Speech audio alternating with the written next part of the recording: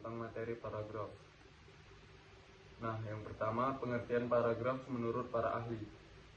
Menurut para ahli, paragraf adalah seperangkat kalimat yang tersusun secara logis, sistematis, yang merupakan suatu kesatuan ekspresi pikiran yang relevan dan mendukung pikiran pokok dalam keseluruhan karangan.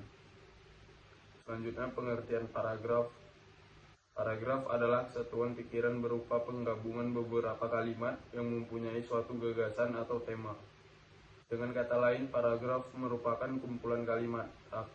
Akan tetapi, tidak hanya sekedar kalimat yang berkumpul saja. Kalimat tersebut juga harus berhubungan satu sama lain. Dan selanjutnya, fungsi paragraf. Paragraf memiliki beberapa fungsi. Yang pertama, mengekspresikan gagasan yang tertulis atau memberikan bentuk suatu pikiran dan perasaan ke dalam rangkaian kalimat sehingga membentuk suatu kesatuan. Selanjutnya, untuk menandai peralihan gagasan baru. Sebuah karangan yang terdiri beberapa paragraf memiliki beberapa ide atau gagasan. Ide atau gagasan tersebut terletak di masing-masing paragraf, sehingga jika kita membuat paragraf baru, maka kita juga membuat gagasan baru. Yang ketiga, untuk memudahkan menulis dan pembacaan akan baik kalau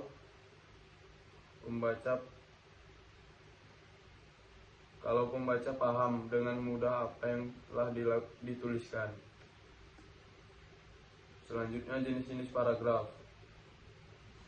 Mengenai jenis-jenis paragraf, kita dapat mengklasifikasikannya berdasarkan yang pertama, letak kalimat utama atau gagasan pokok, yaitu terbagi menjadi beberapa jenis, yaitu yang pertama deduktif, induktif, ineratif, dan campuran. Yang kedua, jenis paragraf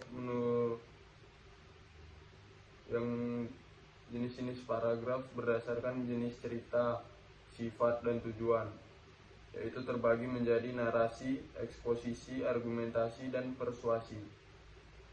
Yang ketiga, menurut fungsinya dalam karangan, paragraf terbagi menjadi pembuka, isi, penghubung, dan penutup. Selanjutnya, saya akan menjelaskan tentang jenis-jenis paragraf. Yang pertama, paragraf deduktif. Paragraf deduktif yaitu paragraf yang dimulai dengan mengemukakan gagasan pokok atau kalimat utama, kemudian diikuti dengan kalimat-kalimat penjelas. Selanjutnya, paragraf induktif yaitu paragraf yang dimulai dengan mengemukakan penjelasan-penjelasannya, kemudian diakhiri dengan gagasan pokok. Selanjutnya, paragraf campuran. Paragraf ini yang dimulai dengan mengemukakan gagasan pokok, kemudian diikuti kalimat-kalimat penjelas dan diakhiri dengan kalimat utama atau kesimpulan. Kalimat utama yang di akhir paragraf merupakan penegasan dari awal paragraf. Selanjutnya, paragraf narasi atau paragraf yang menceritakan.